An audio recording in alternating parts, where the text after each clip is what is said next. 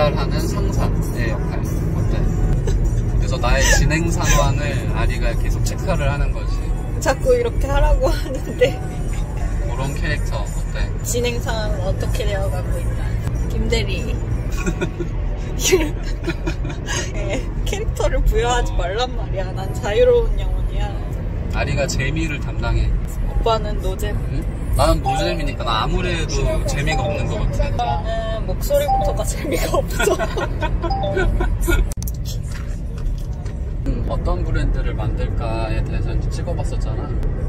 그거 이제 거의 편집을 다 하긴 했었는데, 아, 이렇게 진행을 해도 괜찮나? 라는 이제 고민에 이제 빠지게 된 거지, 내가.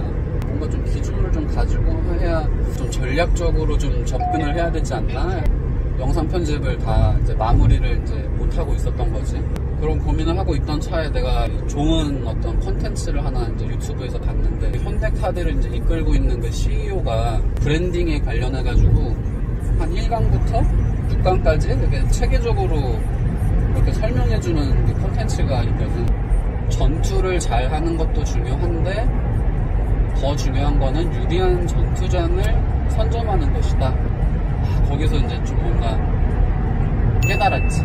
어떤 시장에 우리가 이제 신규 브랜드로서 진출을 했을 때 우리한테 경쟁력이 있을 것인가에 대한 접근부터 시작을 해야겠다. 그거를 지금 다시 좀 짜고 있어. 신규 브랜드를 이제 런칭하는 우리로서 유리할 것인가를 좀 고민을 하고 있고, 그거를 도출하기 위한 매트릭스를 좀 그려보고 있거든. 그 생각을 좀 정리를 하는 그거를 좀 하고 있어서, 그게 한번 좀 만들어진다 공유를 한번 할게, 아리한테. To be continue.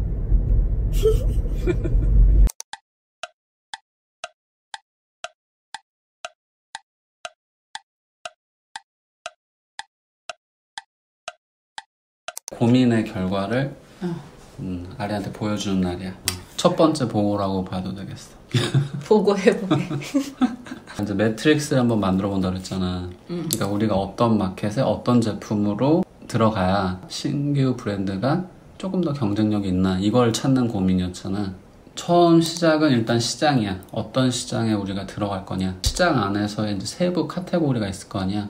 어떤 제품 카테고리로 우리가 이제 들어갈지 순서대로 도출을 해낸다 라고 생각을 하면 되고, 그거를 도출하기 위한 그 백그라운드, 근거, 생각의 근거, 시장을 정할 거잖아. 그 생각의 기준, 그게 뭐였냐면은 고객이었어. 고객을 잘 아는 게 중요하지. 브랜드를 런칭하는 풋내기로서 제일 잘할 수 있는 고객이 무엇일까? 이제 나 자신인 거지. 그런 관점에서 생각을 했고, 남성 브랜드에서 남성 시장에 진출을 하겠다. 남성 시장에 있는 그 숨은 고객의 니즈를 내가 잘 캐치할 수 있겠다. 남성을 위한 패션 브랜드일 수도 있는 거고, 남성을 위한 화장품일 수도 있고, 남성을 위한 서비스일 수도 있고, 세부 이제 마켓 카테고리가 있는데, 에셋이라는 단어를 썼어. 자산. 그러니까 내가 갖고 있어서 잘할 수 있는 것이랑 내가 갖고 있지 않아서 못하는 것을 확실히 구분을 하고 유리하겠는가를 판단을 하는 거지. 제일 중요한 건 이제 역량일 것 같아. 직무 역량, 전공, 이런 거 위주로 내가 봤어. 마케팅하고 있고, 제조업 기반의 이제 회사에서 일을 하고 있다 보니까 제조업에 대한 이해도는, 돌아가는 이해도는 조금 더 높을 수가 있지. 그러니까 디자인을 전공을 했으니까 디자인적인 것이 소구가 많이 되는 그런 카테고리가 나한테는 좀 유리할 수가 있겠지. 또 주변에 있는 디자이너들이 있으니까 인적 네트워크적인 면에서도 좀 유리할 수 있을 것 같아. 갖고 있지 않은 게 이제 예산이지. 영이지, 영. 아니, 영은 아니. 아주 개미같이 모으고 있는 거지. 약점이지, 갖고 있지 않은 거. 예산이 적다는 거는 초기 런칭을 할 때 많은 SKU를 제작할 수가 없다는 뜻이기도 해. 그러니까 적은 SKU로도 브랜드가 만들어질 수 있는 카테고리에 들어가야 되는 거고, 근데 제일 중요한 게 인지도지. 신생 브랜드잖아. 판매량이 분명히 적을 수밖에 없을 거야, 초기에. 제품의 유통기한, 판매주기가 너무 짧으면은 다 재고 부담이 될 가능성이 많은 거지. 유통할 수 있는 그 기간이 넓은 게 우리한테는 유리하다고. 패션과 화장품 중에서 굉장히 고민을 많이 했거든. 둘 다 적은 SKU 가지고도 브랜드를 런칭을 할 수는 있을 것 같아. 패션은 한 시즌이 지나가면은 그 상품에 대한 가치가 많이 줄잖아. 그러니까 FW가 지나고 난 다음에는 SS 때는 판매를 할 수가 없는 거야. 리스크가 크지. 앞으로 유행이 맞아. 어떤 게 있을지. 패션은 3, 4개월 안에는 판매를 해야 되는 거고 그치. 그래야 정가를 받을 수 있는 거고 화장품은 1년 반이 소요되는 거죠. 신생 브랜드로서는 화장품 분야에서 하는 게 우리한테는 유리하겠다. 제품 카테고리 안에도 스킨케어, 그리고 이제 메이크업, 그리고 헤어바디. 보통 이렇게 좀 카테고리가 좀 나눠지는 것 같거든. 제품 카테고리에 있어서 경쟁 강도가 있을 거 아니야. 어디에 내가 들어갔을 때 조금 더 많은 경쟁자들과 싸우지 않아도 될까. 그리고 하나가 또 성장성. 스킨케어는 경쟁 강도가 굉장히 센 카테고리로 보여져. 신생 브랜드로 들어갔다가는 묻힐 가능성이 많은 곳이지. 부담스러운 카테고리라고 생각을 했고, 메이크업은 성장성도 있고 경쟁 강도도 좀 적은 것 같아.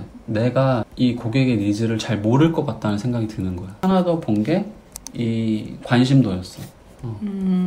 에셋이라고 봐도 될 것 같아. 관심도 측면에서 봤을 때는 헤어바디가 경쟁 강도도 덜 부담스러우면서 관심도 있는 분야일 것 같다. 매일매일 헤어 제품을 일단 쓰고, 남자는 머리빨 이런 얘기가 있잖아. 조금 더 나한테 유리한 걸 찾는 게 목적이었는데, 이 생각의 과정을 통해서 나는 남성 시장에서 화장품 쪽인데 헤어바디 쪽으로 했을 때 이 경쟁 시장 안에서 우리 브랜드를 좀 존재감 있게 만들 수 있겠다. 브랜드는 제품하고 페르소나가 결합된 형태라고 보여져. 프로덕트와 페르소나가 결합돼서 그 하나의 브랜드 이미지를 만드는 거거든. 페르소나가 다양하지 않다는 생각이 들었어. 막 굉장히 막 젠틀한, 막 성공한 어떤 남자라든가, 시계 막 차고 머리 막 포마드에서 싹 넘기고, 아니면 아까 보여준 것처럼 바버샵 하면 느껴지는 그 팔에 문신한 것 같아. 뭐 약간 마초 같은 느낌? 그렇다 보니까 그 제품들이 갖는 디자인의 요소들도 깔끔한 어떤 클래식하고 뭔가 젠틀한 어떤 느낌. 그래서 내가 가져야 될 경쟁력을 이제 생각을 해봤을 때 페르소나를 굉장히 강화를 해야겠다. 신생 브랜드임에도 불구하고 존재감을 가질 수 있겠구나.